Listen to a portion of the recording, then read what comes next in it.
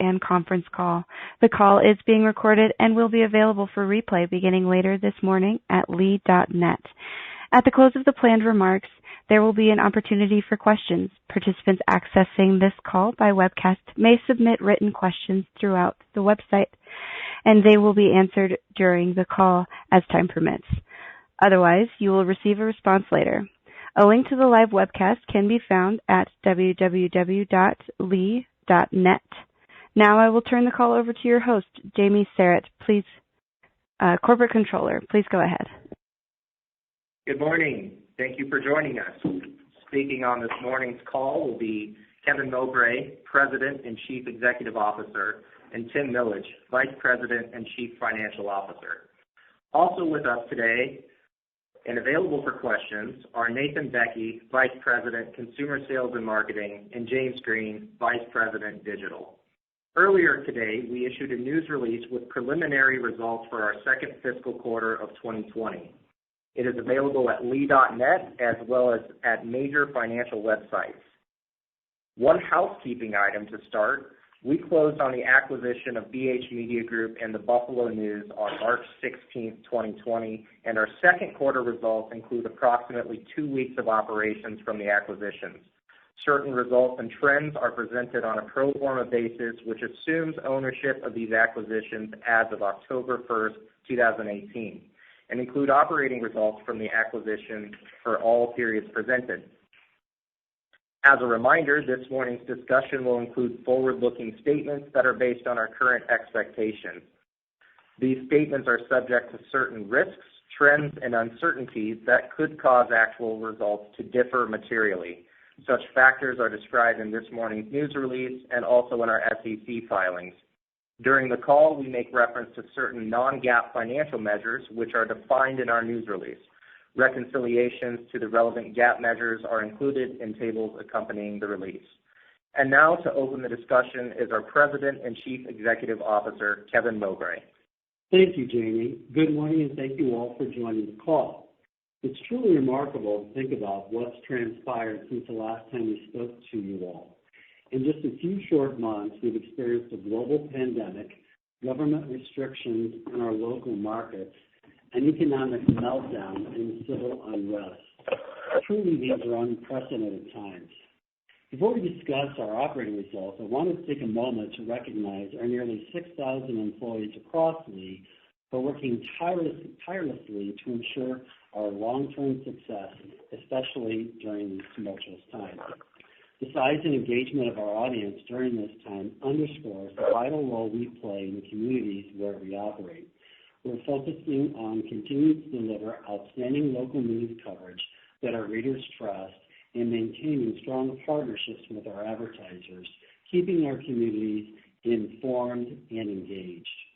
We are grateful to our dedicated employees for being there when it matters most and reacting with incredible resiliency and creativity to deliver their best work under difficult circumstances. The March quarter was a transitional quarter for Lee as we closed on a transformative transaction with Berkshire Hathaway.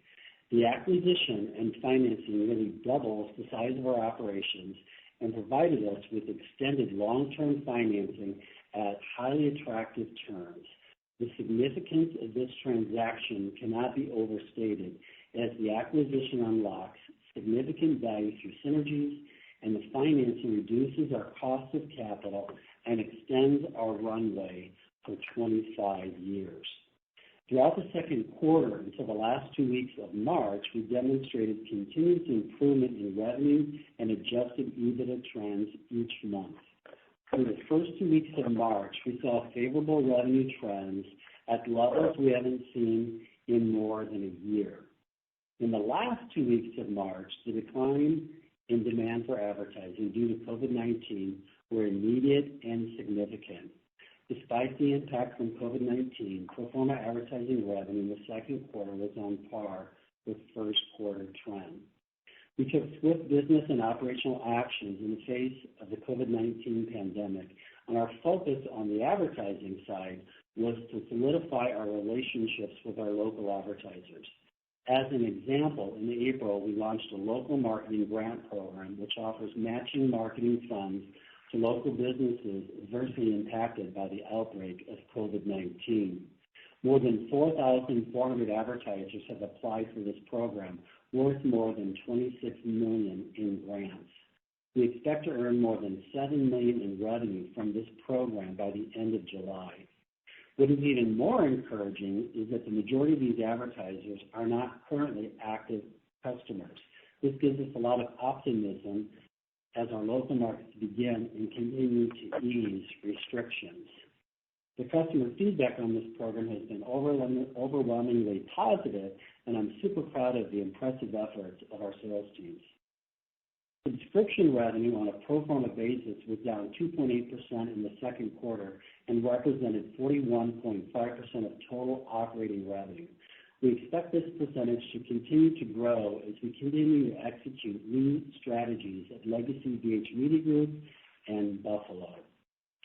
Growing our digital-only subscriber base continues to be a significant priority for us, and at the end of the second quarter, we have nearly 200,000 digital-only subscribers across the organization. At Legacy Lee, digital-only subscribers increased 91.7% in the second quarter compared to the same quarter a year ago, a trend exceeding our expectations. Revenue at Town News on a standalone basis increased 11.1% in the second quarter as we continue to gain market share in print media as well as broadcast. While growth has slowed some due to COVID-19, we expect strong revenue growth at Town News in our third fiscal quarter. Total operating revenue on a pro forma basis was $207.3 million, a 10% decline compared to prior year and a 100 basis point improvement from the first quarter trend. The company does not generally provide an outlook for future operations. Given the delay in our release of our second quarter results, we wanted to provide an outlook on our third quarter results, which ends in just 2 weeks at the end of June. We do not anticipate providing outlook of our operating results in future quarters. We expect total operating revenue of $177 million to $180 million in the third quarter. The high end of our range is down 24.9% compared to the prior year on a pro forma basis. Advertising revenue was hit the hardest due to COVID-19 as the decline in demand for advertising was significant and immediate beginning the last 2 weeks of March. These negative trends continued throughout April and began a slow trend improvement throughout the balance of the third quarter.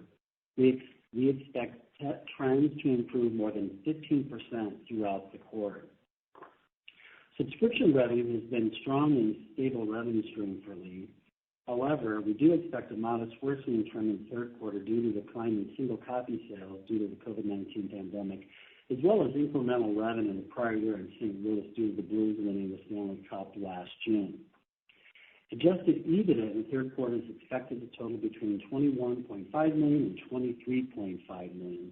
To combat the negative impacts of COVID-19 on our operating results, we took significant and immediate action by implementing various initiatives, including a reduction in force, reduced compensation for executives, furloughs, and reductions in capital expenditures.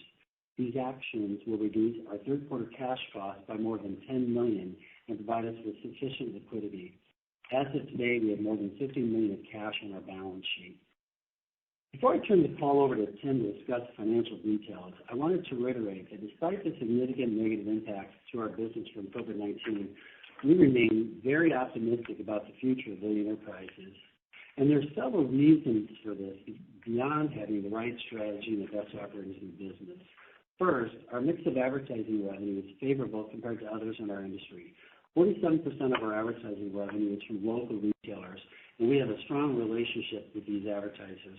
Additionally, only 12% of our advertising revenue is from national retailers, and only 4% of our advertising revenue is from programmatic, two of the hardest hit areas during this pandemic. Due to our strong local advertising base, we exited the pandemic with a pipeline of new customers built through our Support Local initiatives aimed at fortifying our local partners and helping them to survive and thrive during this challenging time. We're also optimistic because 44% of our total revenue is subscription or contract-based, including our subscription revenue and revenue at Town News. Subscription revenue at Legacy Lee has consistently been atop the industry in financial performance, and we're now deploying those strategies across Beach Media Group and the Buffalo News. Additionally, revenue at Town News continues to grow at a double-digit clip, and we expect that trend to continue as well. Also, we have a long successful track record of business transformation. As we evaluate the new normal post-pandemic in the combination with the acquisition of Beach Media Group and the Buffalo News, we expect to achieve more than $100 million in cash cost savings by the end of 2021. Tim will walk through these in more detail later in the discussion. And last, we just completed a comprehensive refinancing of our outstanding debt at favorable terms, including a low interest rate, no performance covenants, and a 25 maturity with a single lender who's committed to our long-term success. While no one knows how the pandemic, consumer behavior, and more broadly the general economic environment will ultimately play out, we have a lot going on at Lee that we're very proud of, and that gives us confidence in our future. And now here's Tim to discuss additional financial highlights. Thank you, Kevin, and good morning, everyone. Total operating revenue on a GAAP basis was $121.4 million in the quarter and included $14.6 million of acquired revenue. On a pro forma basis, total operating revenue was $207.3 million, or down 10% compared to the same quarter a year ago, largely consistent with historical trends and include the significant and immediate negative impacts from COVID-19. Operating expenses were down 2.6% in the quarter, and cash costs on a pro forma basis were down 9.8% in the current year quarter as a result of continued business transformation initiatives and acquisition integration already underway. On a pro forma basis, compensation decreased 10.7%, newsprint and ink decreased 35.2%, and other cash costs were down 4.7%. Kevin mentioned a number of points that give us optimism, and I'll take a few minutes to go into more detail on a couple of them. We are thrilled with completing our comprehensive refinancing in the second quarter. We cannot overstate the benefits of this transaction, so let me take a minute to go through some of the details of our credit agreement. On March 16, 2020, we closed on a comprehensive refinancing of our debt with a single lender in Berkshire Hathaway. Borrowing totaled $576 million and has a fixed interest rate of 9%, reducing our weighted average cost of capital by 100 basis points.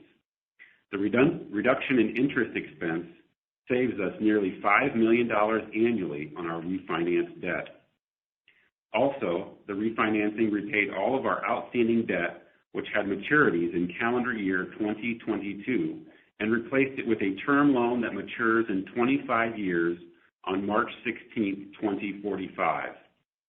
The reduction in interest rate and the significant runway allows the company to deleverage more quickly and over a long period of time before we expect to need to refinance again.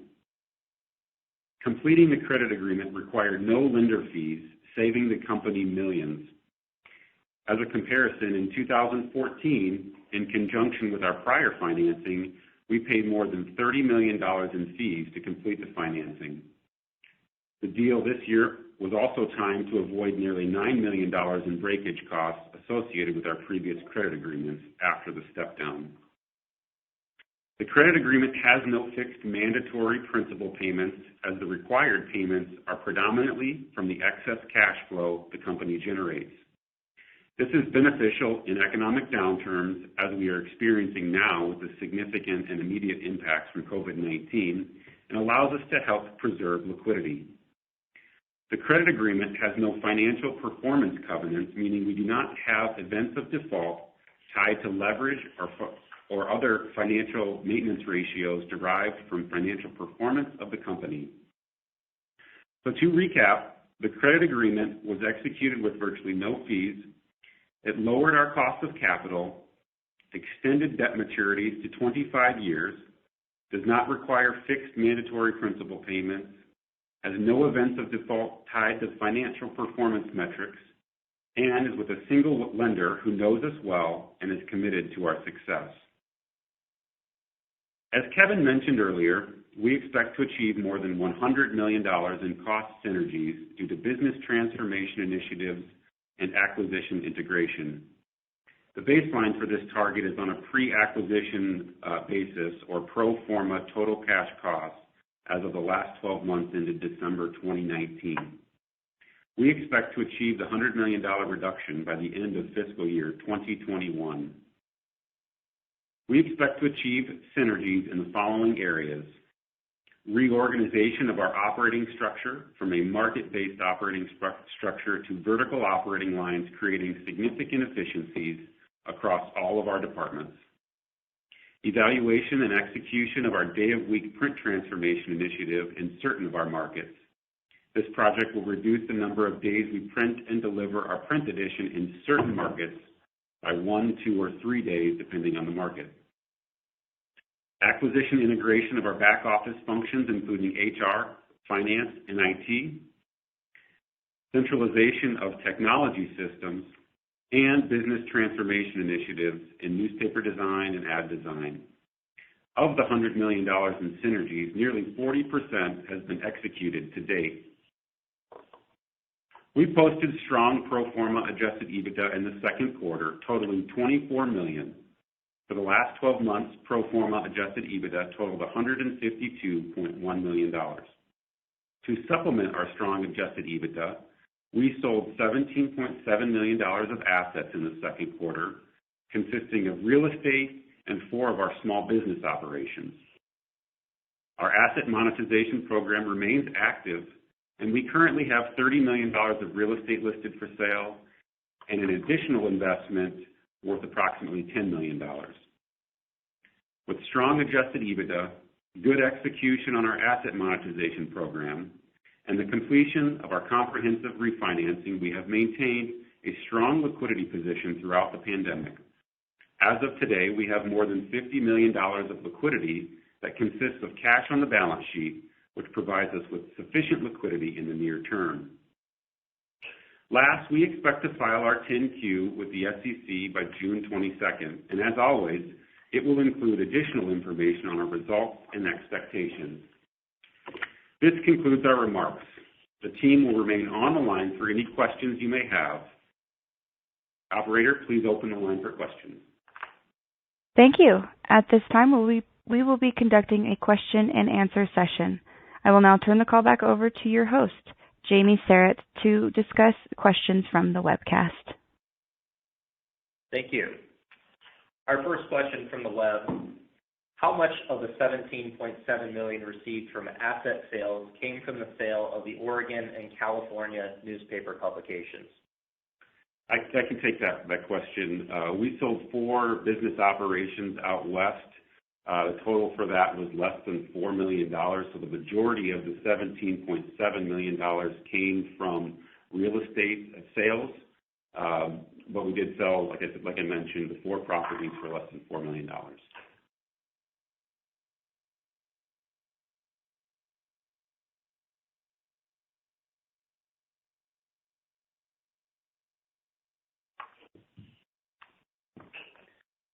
We have no more questions from our web participants. I'll now turn the call back to Kevin for closing remarks. Well, thank you for joining the call with us today. We appreciate your time and your interest in Lee. Thank you again. Have a great week. Thank you. Ladies and gentlemen, at this time we have reached the end of our question and answer session. This concludes